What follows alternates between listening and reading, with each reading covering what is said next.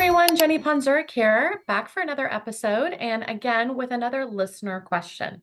Now, this question came in, and I don't know about all of you listening, but this has definitely happened to me as well. The question has to do with when you are completing a reevaluation for a student, how do you explain when it appears that the cognitive scores have declined?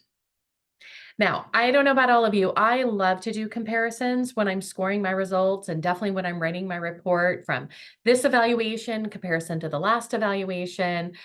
Now, we often try to look for improvements in our evaluation results, right? So we would hope that we see some improvement in academic scores and maybe even some of our processing scores that we can have an impact on, such as orthographic or phonemic awareness. But how do we explain when we have scores that are declining? So I wanted to share with you 3 considerations that I go through when I have this situation. Looking back at the last evaluation, and now we have our current evaluation, and it looks like some of the scores have declined. So my first consideration is that of development. So when we think about all the different processing skills that exist out there, some processing skills develop early and can kind of plateau, if that's the right term I want to use here. For example, for many students, we focus our instructional time on phonemic awareness.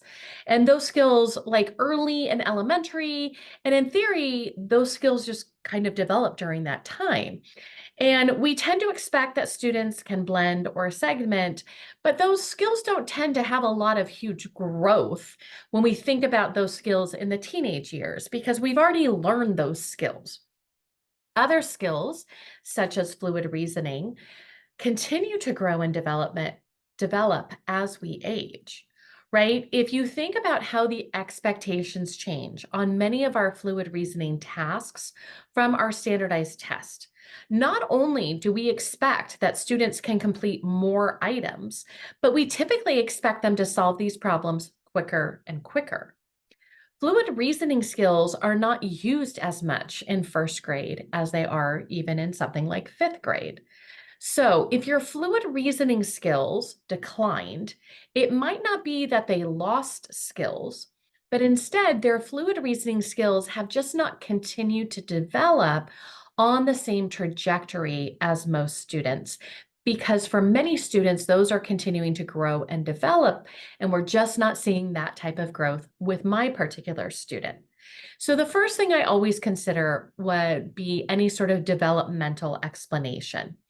The second thing that I think we're all considering as well would be any sort of social emotional factors, including motivation, that could be impacting the current results. So, as we know, being anxious or sad can impact how well we're able to focus and concentrate during subtest. So, think about how well your brain works during an IEP meeting when someone asks you a question that you're not ready for, right? Sometimes, and this happens to me as well, if that question causes you to feel anxious, you cannot quickly retrieve that answer from your brain, even though it's in your brain, right? I hate those moments. So if you have a student who has ongoing anxiety concerns, is anxious about the testing situation, or just got into an argument during lunch before your testing, all of these factors may impact your results, your current results, right?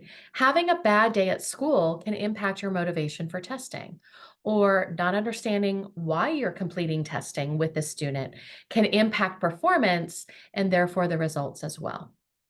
So, 1, development. 2, are there any social emotional factors, including motivation? And my third category would be other types of factors that could include things like sleep, medication side effects, or things in that realm. As we all know, we have students who are spending time on their phones rather than going to bed on time.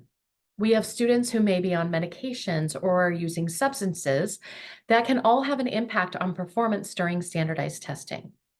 Think about how great your brain works after the best night of sleep versus how your brain works after a night of insomnia, right?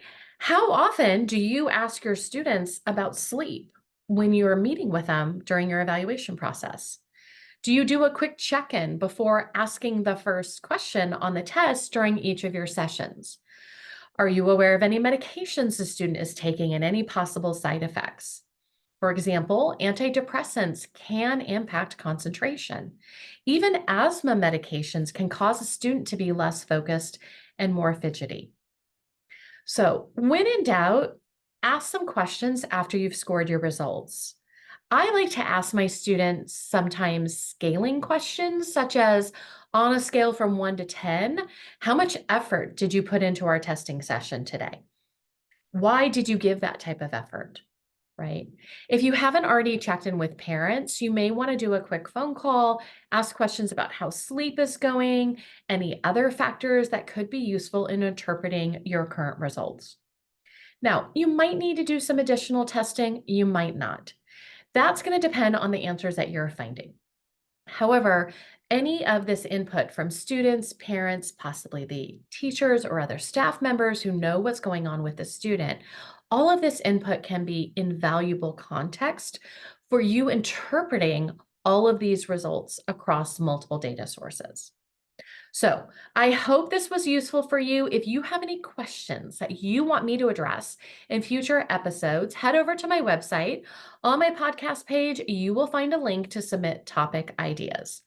Thanks for listening, and I will talk with you all soon. Bye for now.